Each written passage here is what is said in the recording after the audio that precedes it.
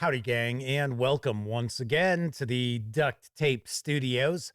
I'm Jeff McAleer, your host here at the Gaming Gang channel. Thanks for joining me once again. Today, we are going to take a first look at Infernal Machine, Dawn of Submarine Warfare from GMT Games. This game is designed by Ed Ostermeyer and Jeremy White and is for one player, age 14 and up, plays in around 30 to 90 minutes, and does carry an MSRP of $93. Having said all that, let's swing on over to the other camera because here I've got Infernal Machine. Do want to point out my friends over at GMT Games were kind enough to provide me with this review copy, but neither I nor anyone else affiliated with the Gaming Gang has received any other sort of compensation for me to share this first look with you. It's important you know that. And we're not going to look at each and every item that is in this box, but we are going to get a very good feel for what Infernal Machine is all about. Let's get the shrink wrap off first of all. And I should mention, this box is not only deep, it is hefty. This has some real weight to it. Let's take a peek at the back here. I'm not going to read everything from the back of the box, but I will dive into some of it. Yes, dive in. Unintended, I suppose. This is a solitaire board game that casts the player in the role of inventor slash entrepreneur slash captain in the mid-19th century. Clouds of civil war roll across America, providing a dynamic business environment for an inventor such as yourself. Your challenge is to design, build, and put to effective military use a submarine during that war. Infernal Machine can be played either in scenario form or a campaign on either side of the war, Union or Confederate. The campaign allows you to fund and build a submarine and then staff it with crew to launch your invention against the enemy. Once on a mission, you steer your fish boat against the enemy, striving to maintain your crew's composure while locating a target and hopefully achieving success. Will your men boast of victory upon their return, or will you be salvaging their bodies along with the wreck of your machine should catastrophe befall the mission? Scenarios teach the game a little at a time while also presenting historical episodes of submarine action during the war. Nice. So complexity, upper end of medium for GMT, and of course, this is a solitaire game, so it is a high solitaire suitability. So let's take a look to see what we've got inside. We've got a rule book, scenarios, a cyclopedia, holy cow, Confederate States of America Almanac, and United States of America Almanac. That's pretty wild. Now we start getting into all of our different components. Man, look at all these booklets. That's pretty crazy. Let's move some of this stuff out of the way. Let's dive on into these books to get started here. So here we've got the rule book. So we're going to have an introduction. We've got tactical rules, the setup, sequence of play. Part 2 is going to be mission rules, and then part 3 is campaign rules. It's like maybe about 65 pages or so. We've got our introduction, which we already took a peek at, for the most part, on the back of the box. We've got our tactical components, so we've got a player aid folder, different markers. We have blocks that we're going to put stickers on that are going to represent our submarine. Looks like we might actually use them for ships also. We've got a fate pool. So a little Euro game mechanics involved here as well, I think. So we've got our tactical rules. So you're going to take the tactical board and put it in front of you and put the appropriate target marker in the space marked target. Place the fishboat marker in the far zone. Roll a die to determine which vector arrow to place it on. This die roll is modified. Plus a generic aqua-colored cube on the elevation gauge to note the fishboat's relative depth. Aha. So we've got zones and approach vectors. An example of an approach vector. For a game that takes 30 to 90 minutes to play, we do have a lot of booklets, I will say. I'm not saying that's a bad thing. That might be a feature, not a bug. So we've got our sequence of play. We've got the detection phase. As a fishboat closes in, enemy personnel aboard the target or nearby may detect its presence. Now we got the detonation phase, where you attack the target by employing the fishboat's explosive charge. Got an example of the detonation. We have diver, which is in the campaign and certain scenarios. So we have a diver that is involved in the proceedings as well. Guess they leave the fishboat. Maybe they're riding on the fishboat. Huh, yeah. No, here's an example of the diver. Enemy response. Enemy assets may attack your fishboat. This can happen while the fishboat marker is on the mission board or the tactical board. The procedure is the same regardless of which board, but the attack value is derived differently. Then we have the enemy attack procedure, effects of the hits, an example of the enemy response. Lots of examples here. We also have pursuit. If an enemy attack against the fishboat misses, enemy assets strive to do better. The chase is on, or eyes and ears in the dark are straining to see you better. We have leaks. If the fishboat is lost, I think this just means they're lost. They're not sure where they're at, or is the fishboat itself lost? No, it says lost means the fishboat sinks to the bottom, disappearing from the surface, from view, and possibly from history. We've got an escape and an example of that. When you garner a lost result or order the ship abandoned, the fishboat is lost to the waters, sinks to the bottom, or is stuck there, and her crew will perish unless they escape. Escape is optional while playing scenarios and mandatory when playing the campaign.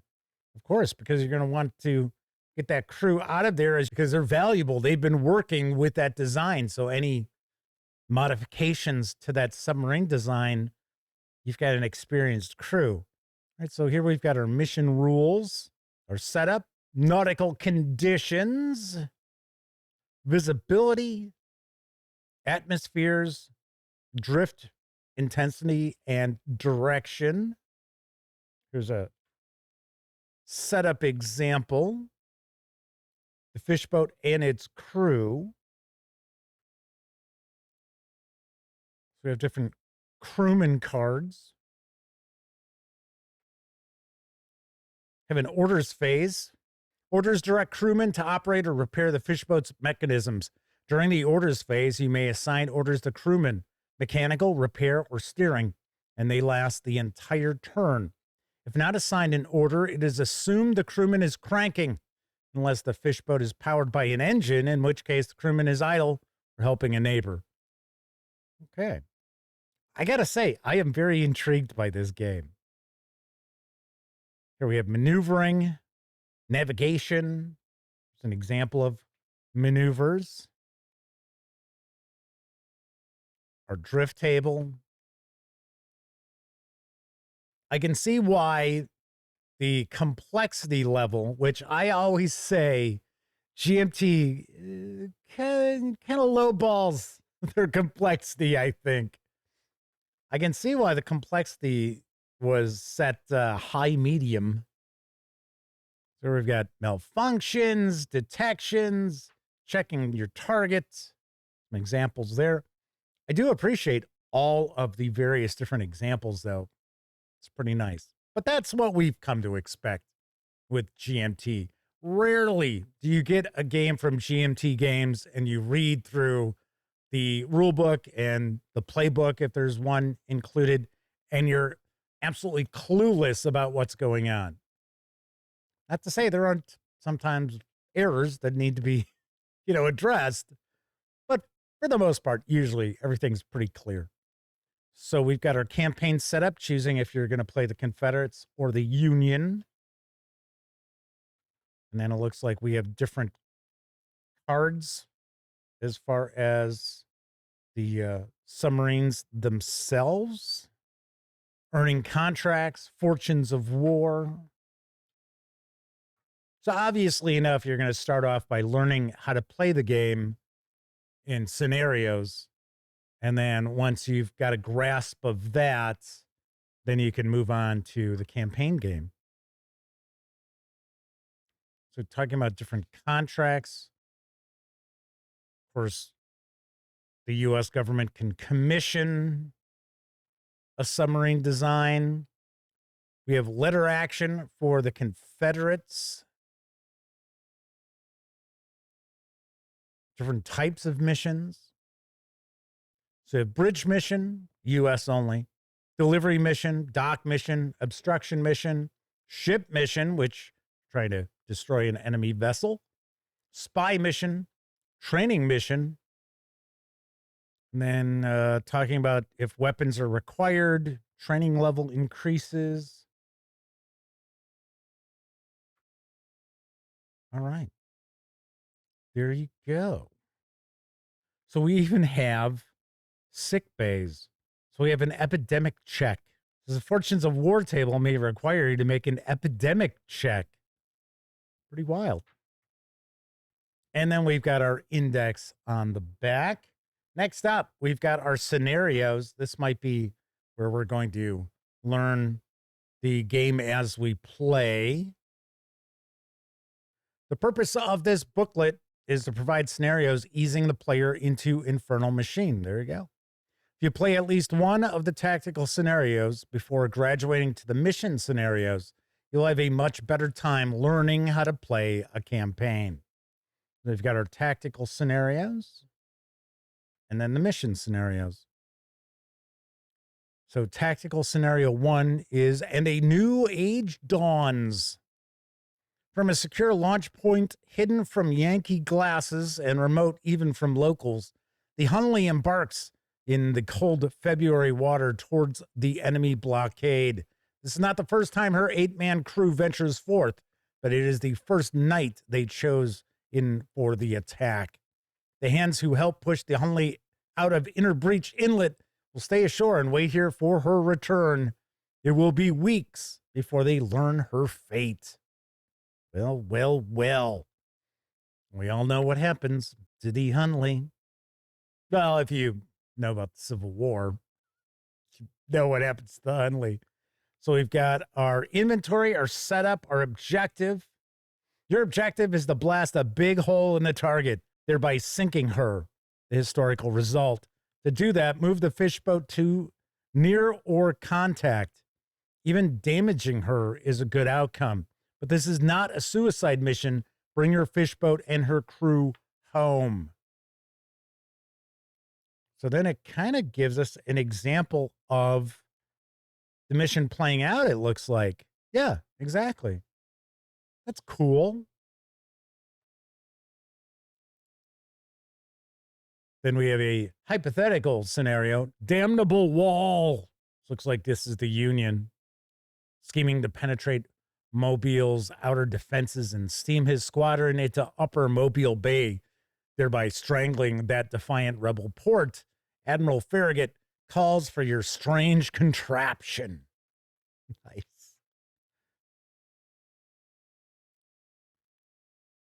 So it appears that there are 10 scenarios in total.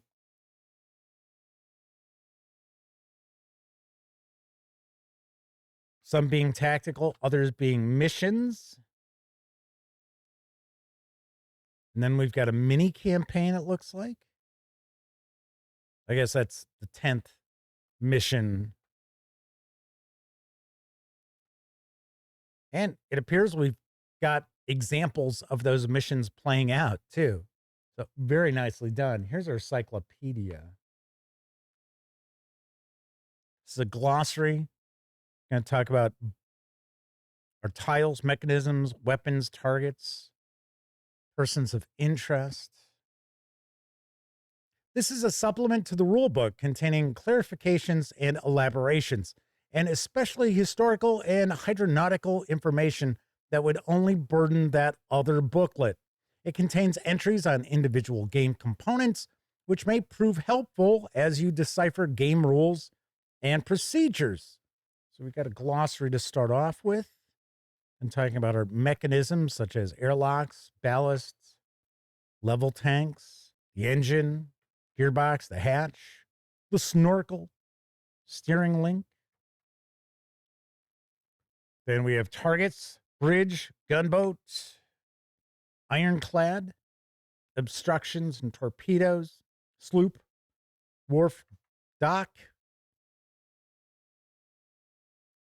And here's a list of ships, it looks like, for the Confederates and the Union. Then we've got various different people. Nice. And sailors, mechanics, the crew of the Hunley.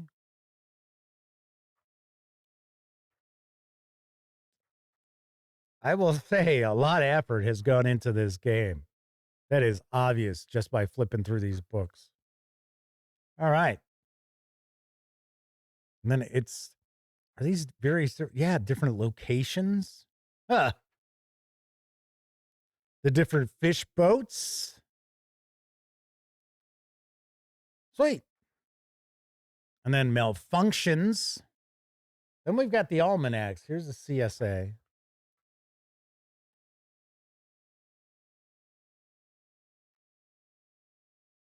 Use this manual while playing a CSA campaign. This manual is not used for scenarios or when playing a USA campaign, but use it for the mini campaign.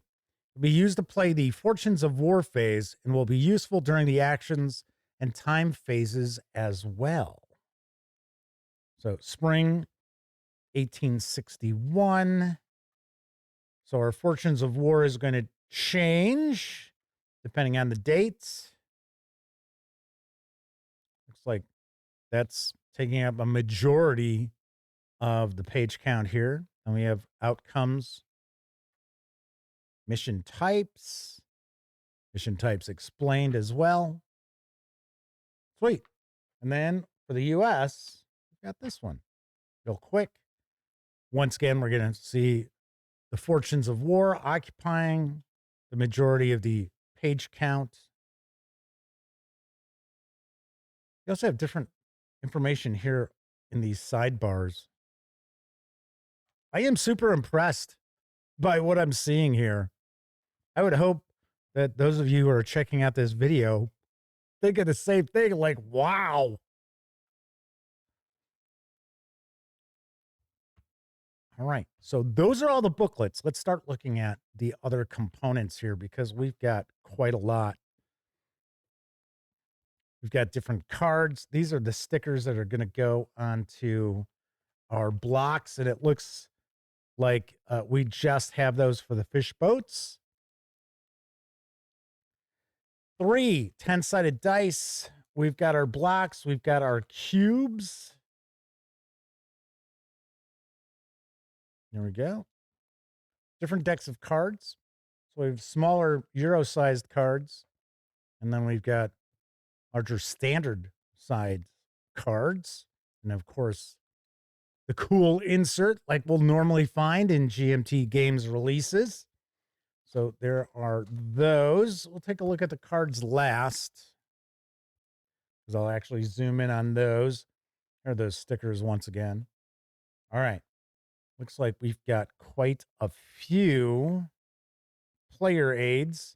So here we've got our components.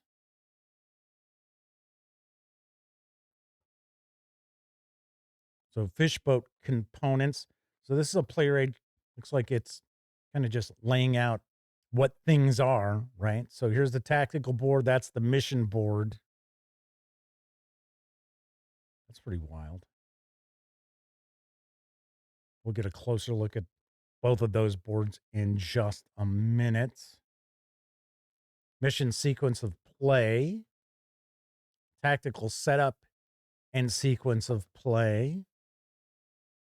We've got our mission setup, escape, enemy response. Here we've got our campaign setup, mission aftermath, actions explained, such as build, investment, mission, recruit, salvage. Here's our epidemic check, alert check, campaign sequence of play, investment check. We have our fish boat templates here, or boards, I guess we would say. This is the Pioneer, where we've got our cards for our crew, fate pool, alert level, training level. That's the Pioneer. Next up, we've got the David. Then we have the Hunley, the HL Hunley, to be precise. And the USS Alligator. There we go with that. Then we got a bunch of punch boards. Quite a few of these. So these are boat tiles. And these are cut really nicely because like they just fell right off. So these are one of three as far as our punch boards, it looks like. So, well, hey, I don't have to punch them out now. Just falling right on out. Might as well just take the other three off. We've got that. It's like a variety of different markers here. It's like here's some of our missions: bridge, ironclad, gunboat, sloop, fatigue, terror. Must be the crew kind of panicking because it says that the crew needs to keep their composure. Rally. So we've got some of the mechanisms as well, like the dive planes, steering link, gearbox. So there we've got that. And then the final punch board. A couple more of the ship tiles there. Well, actually, I think these are ship tiles as well. I think they're almost all ship tiles.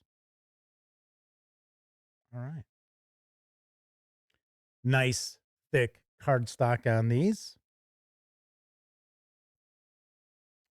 Right now, we've got some of our boards. So this is our CSA gauges, funds, prices, training level, calendar. And then on the other side, it's the U.S. So this is our tactical board, where we would put our target right there. I think that's where we would put the little tiles that we saw, ironclad, bridge, so forth. And these are probably our angles of approach. And then we have a training mission board.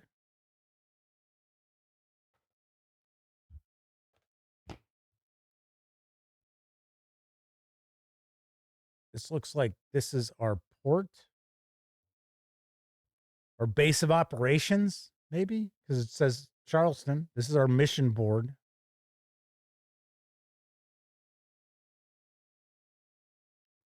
Got the seasons here. So it's a weather table, basically. Then we have Baton Rouge. We also have New Orleans, Mobile, and Richmond. Pretty wild, gotta say. Very interesting here. So that is pretty much everything that's in this box except for the cards. So what I'm going to do now is I'm going to actually zoom on in so we can get a better look at these cards. We'll start off taking a peek at these smaller Euro-sized cards here. I think they may be broken up into two decks as far as one being the Confederates and the other being the Union. So we have investor cards, journeyman. I think these are crews. Mechanic. Yep. Sailor. We have captains. Not that I saw. Locations.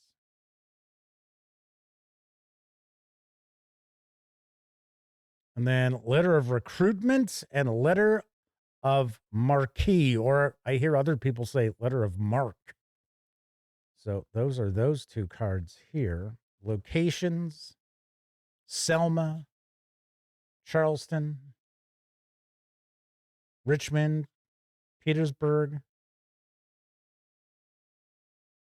The investor cards.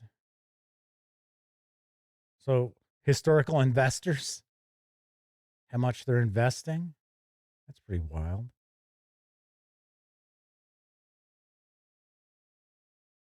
Then we have our journeymen. So these are our various different crew members here. And then as far as what abilities they must have, so different rankings on that. Mechanics. Kind of cool. We also have photographs. Then we have our sailors. Okay. We're going to have the same thing for the Union. Well, real quickly, just take a look at the whole deck as one. So here we have commissions. So that's the U.S. card like that. And we've got our locations here. It's like Boston, Brooklyn, Cairo. That's in Illinois. The Mobile blockade, Washington. Okay.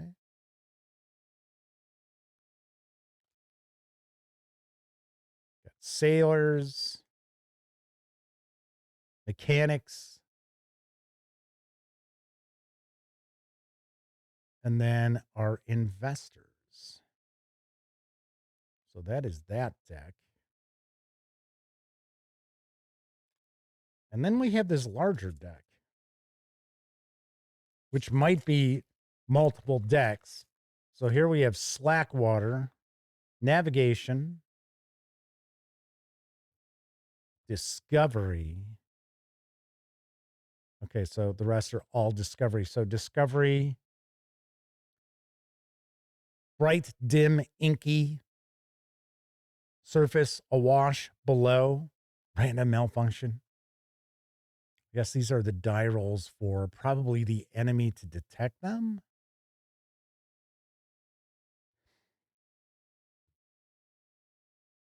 And it appears that we've got some malfunctions. I think I just saw one where the crew's panicking. There we go. A mechanism in a space with a panicked crewman. If more than one space is eligible, choose. If none, no malfunction. All right. Slackwater. Just shuffle this card into the navigation deck or add 2 red cubes to place this card in the deck wherever you like. This card is drawn. Reverse the drift direction and skip the navigation check this turn. And then we got navigation. So we have our drift direction power grade. If you're with the drift, not with the drift, would be my guess there. As I pointed out, I'm very intrigued by this. This looks really wild. I'm kind of curious about the 30-minute playtime. That's got to be one of the like really introductory training scenarios, right? One of the tactical scenarios. That would be my guess. All right. So we've got a lot of goodies in this box. Let's put some of these back. Got all these section tiles that popped out. All right, we've got all of the aids. Whoops, actually, I should be putting the decks of cards in there. Silly. And of course, I would certainly recommend sleeving these cards so that they stay as pristine as possible. Put the different aids in there. We've got the different boards. We've got punch boards. We've got the U.S. Almanac, Confederate Almanac, our cyclopedia, our scenarios, and our rule book. I believe that's everything. That's what we find inside Infernal Machine, Dawn of Submarine Warfare from GMT Games. I will do my best to actually get this to the table. Maybe try to get a review out for this because, like I said, this is very, very intriguing. It was kind of funny when I first saw this and I saw the price, the MSRP of $93. I thought, really, for a game that plays in 30 to 90 minutes? And then, of course, as we've dove into this box, it's like, okay, yep, I can certainly see why it's got that MSRP. Very, very nice. All right, that is it for this time out. If you dig the Gaming Gang and would like to support the outlet, you can do so in a few different ways. You can make a one-time donation by way of PayPal, and you can even become a monthly member of our Patreon. You'll find links in the show notes. Also in the show notes, you'll find an invite link to our Discord server. It's absolutely free to sign up, so be sure to hang with the gang over on Discord. If you like the video, by all means, please give it a quick thumbs up. Subscribe to the Gaming Gang channel if you haven't already, and if you do subscribe, don't forget, ring that bell. And if you ring the bell, be sure to select all notifications because it'll not only let you know when I share videos such as this first look, it'll also let you know when my live stream, the Gaming Gang Dispatch, airs Tuesday, Wednesday, and Thursday evenings right here on YouTube.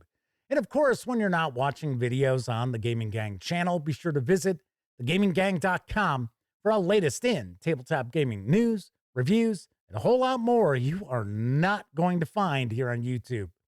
You know the drill. Get your geek on at thegaminggang.com. Once again, I'm Jeff McAleer. Thank you very much for watching. And until I see you next time, I certainly hope all of you get to enjoy plenty of great gaming with your gang.